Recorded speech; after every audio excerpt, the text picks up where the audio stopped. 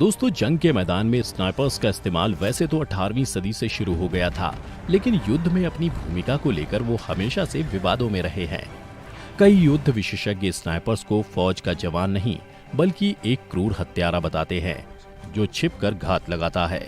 कुछ लोग तो स्नाइपर्स के इस्तेमाल को ही अनैतिक मानते हैं, तो वहीं कुछ इन्हें मॉडर्न वॉर टैक्टिक्स का एक महत्वपूर्ण हिस्सा बताते हैं। लेकिन जो भी हो, स्नाइपिंग एक कला है जिस पर महारत पाना आसान नहीं है। इसी कड़ी में आज इस वीडियो में हम जानेंगे दुनिया के सबसे खतरनाक स्नाइपर्स के बारे में, जिनका नाम सुनते ही दुश्मन का दिल खौफ से भर जाता था। नमस्कार और स्वागत है द मिस्टिका लैंड की इस खास वीडियो में।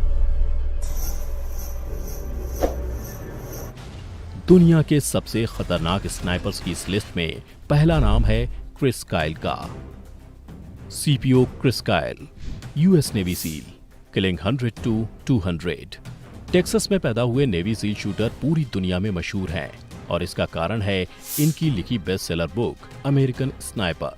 इसी नाम से 2015 में इनकी जिंदगी पर एक फिल्म भी बनाई गई थी, जिसे नामी हॉलीवुड डायरेक्टर क्लिंट ईस्टवुड ने डायरेक्ट किया था। ज्यादातर स्नाइपर्स की तरह क्रिस का भी एक निकनेम था और वो था अल शैतान रमादी, जिसका मतलब है रमादी का शैतान।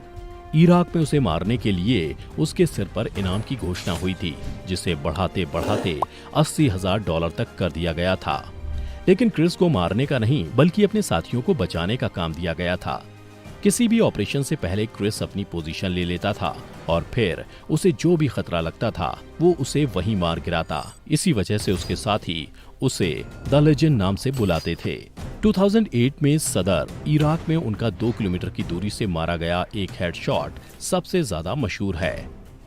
क्रिस ने अपनी सेना की ड्यूटी के दौरान 4 बार इराक का दौरा किया था, जिस बीच उन्हें 2 बार गोली लगी तो 6 बार उन्होंने बम विस्फोट झेले थे। सेना से रिटायरमेंट लेने के बाद क्रिस ने एक लंबे समय तक एज अ ट्रेनर काम किया और फिर उनके द्वारा लिखी किताब के बेस्ट सेलर बन जाने के बाद वो सारी दुनिया में मशहूर हो गए। दुर्भाग्य से क्रिस की हत्या एक यूएस मरीन ने एक शूटिंग रेंज में कर दी थी, और वो भी बिना किसी वाजिब कारण के। कहा जाता है कि क्रिस का हत्यारा युद्ध संबंधी मानसिक बीमारी से ग्रस्त था। लेकिन दोस्तों, हमारे खतरनाक स्नाइपर्स की ये लिस्ट तो अभी शुरू हुई है। इस सूची में अगले स्नाइपर इतने खतरनाक थे कि वियतनाम युद्ध में एक जनरल की हत्या के लिए वो 4 दिन तक हाथों के बल घिसटते रहे। Gunnery sergeant Carlos Hathcock, US marine corps, killing 300 to 400। Sniping की दुनिया का एक और लेजेंड है कार्लोस हैथकॉक। ये भी अमेरिका से हैं और उनकी जिंदगी पर आधारित कई फिल्में, टीवी सीरीज, किताबें, हजारों यूट्यूब वीडियोस उनकी लोकप्रियता का प्रमाण हैं। उनको व्हाइट फीदर के नाम से जाना जाता था क्योंकि वो हमेशा अपनी टोपी के ऊपर एक सफेद पंख लगाते थे। वियतनाम युद्ध के दौरान उन्होंने इतना आतंक मचा दिया था कि विरोधियों ने उन पर $30,000 का इनाम घोषित किया था। पर हैथकॉक इतने शातिर थे कि उन्होंने इनाम के लालच में आने वाले हर एक आदमी को मार गिराया। व्हाइट फीदर का नाम सुनते ही दुश्मन के शरीर में सिरहन पैदा हो जाती थी। हैथकॉक का वो किस्सा बहुत मशहूर है जिसमें डिप्लॉयमेंट से पहले उन्हें एक वियतनामीज आर्मी के जनरल को मारने का असाइनमेंट मिला था। इस मिशन को पूरा करने के लिए हैथकॉक 4 दिन और 3 रातों तक एक मैदान में वो 1.37 किलोमीटर तक लगातार घिसटते रहे, बिना कुछ भी खाए पिए, इंच बाय इंच लगातार। इसके अलावा हैथकॉक ने एक दुश्मन का सर 2.29 किलोमीटर की दूरी से उड़ाया था, जिस वजह से सन 2002 तक सबसे लंबी दूरी से दुश्मन को मारने का रिकॉर्ड हैथकॉक के नाम ही था, जो बाद में कनाडा के स्नाइपर रॉब फुरलोग ने तोड़ा। 2006 में उनकी कहानी पर आधारित फिल्म शूटर रिलीज हुई थी, जिसे देखने के बाद आप भी हैथकॉक के फैन हो जाएंगे। यहाँ तक कि कई गैलेंट्री मेडल्स पाने वाले हैथकॉक के सम्मान में एक sniper rifle M25 white feather भी लॉन्च की गई थी। दोस्तों, हमारे लिस्ट का अगला स्नाइपर छिपने की कला में इतना माहिर था कि इस स्नाइपर का निकनेम ही दुश्मन के शरीर में सिरहन पैदा कर देता था। इसका नाम था सीमो हाया। सेकंड लेफ्टिनेंट सीमो हाया, फिनलैंड आर्मी, किलिंग 500 to 600। सभी स्नाइपर्स में सीमो याया के पास इतिहास का सबसे बेहतरीन निकनेम है। उनका निकनेम व्हाइट डेथ यानी कि सफेद मौत उनके दुश्मनों में एक खौफनाक डर पैदा कर देता था। 1939 से 1940 के शीत युद्ध में सोवियत रेड आर्मी की तरफ से 500 से ज्यादा दुश्मनों को मार गिराने वाले शख्स हमेशा सफेद कपड़ों में ही शिकार करता था।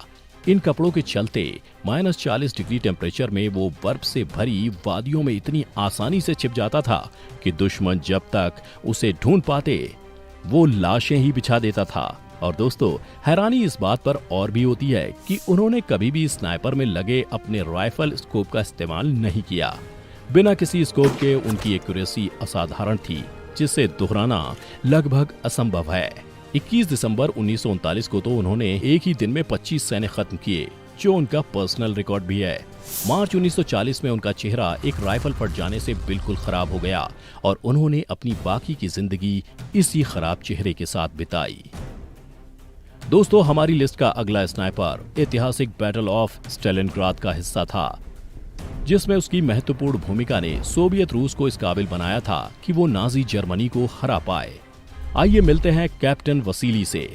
Captain Vasily, Zaitsev, Soviet red army, killing 200 to 300। दूसरे विश्व युद्ध के दौरान हुई बैटल ऑफ स्टालिनग्राद में इस सोवियत आर्मी के स्नाइपर कैप्टन वसीली ने महज 37 दिनों में 247 दुश्मन सैनिकों को मार गिराया था। इन मारे गए दुश्मनों में 11 स्नाइपर्स भी शामिल थे।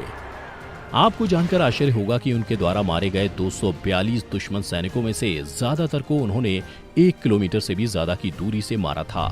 उनकी तकनीक जबरदस्त थी, जो कभी ऊंची इमारतों में, कभी कचरे के ढेर में, कभी पाइपलाइन के पीछे, कभी पेड़ के ऊपर छिपकर कुछ लोगों को मारते और दुश्मन की अंदाजा लगाने से पहले अपनी जगह बदल लेते थे। उनके ऊपर बहुत सी किताबें लिखी गई हैं और फिल्में भी बनी हैं। 2001 में Hollywood film enemy at the gates में उनके किरदार को जूड लॉ ने निभाया था। फिल्म में उनके दुश्मन स्नाइपर अर्विन कोनिग से उनका मुकाबला बहुत ही रोमांचक है। सबसे कमाल की बात तो ये है कि उस समय आज की तरह आधुनिक स्नाइपर गन्स नहीं थी, फिर भी उन्होंने जिस तरह की कुशलता दिखाई उसकी मिसाल मिलना नामुमकिन है। उनके द्वारा इस्तेमाल की गई तकनीकें आज भी मिलिट्री ट्रेनिंग में नए जवानों को सिखाई जाती हैं। सोवियत रूस ने उन्हें hero of the Soviet union के सम्मान से भी नवाजा था।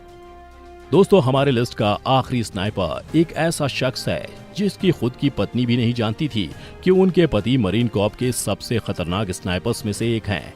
आइए मिलते हैं सार्जेंट चक से। Sergeant Chuck Mawhinney, US marine corps, killing 300 to 400।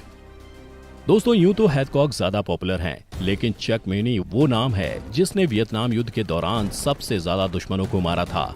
चक इतने घातक शूटर थे कि उन्होंने लगातार 46 हफ्तों तक औसतन 5 दुश्मन मारे थे। 1969 के वैलेंटाइन डे के दिन तो उन्होंने अकेले ही 16 दुश्मन मार गिराए थे। कमाल की बात यह है कि उनकी सभी गोलियां दुश्मन के सिर पर लगी थीं। उनका सीधा सा नियम था, अगर दुश्मन के पास बंदूक है तो वो हमारे लिए खतरनाक है और उसे मार गिराना ही बचने का जरिया है। उन्होंने हमेशा से स्नाइपर्स को हत्यारा कहे जाने का विरोध किया। वो कहते थे, हम तो उल्टा विरोधियों के सैनिकों को मारकर और उनके हौसले तोड़कर अपने सैनिकों की जान बचाते हैं। युद्ध क्षेत्र से वापस अमेरिका आकर चक ने कई दिनों तक एक ट्रेनर के रूप में काम किया।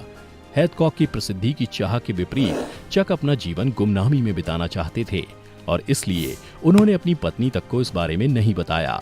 उनकी गुमनामी 1991 में तब खत्म हो गई जब उनके साथी ने अपनी किताब में उनकी उपलब्धियों का जिक्र किया। इसके बाद चक को मजबूरी में सार्वजनिक जीवन में आना पड़ा, जब विभिन्न संस्थानों से उन्हें मुख्य अतिथि के रूप में निमंत्रण आने लगे।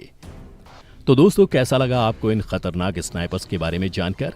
कुछ नया जाना हो तो इस वीडियो को एक लाइक और शेयर जरूर कर देना। पहली बार हमारी वीडियो देखने वाले सभी हमारा यूट्यूब चैनल सब्सक्राइब कर लें और लाइक करें हमारा Facebook page the mystical land. फिलहाल आज के लिए इतना ही। आपका बहुत बहुत शुक्रिया।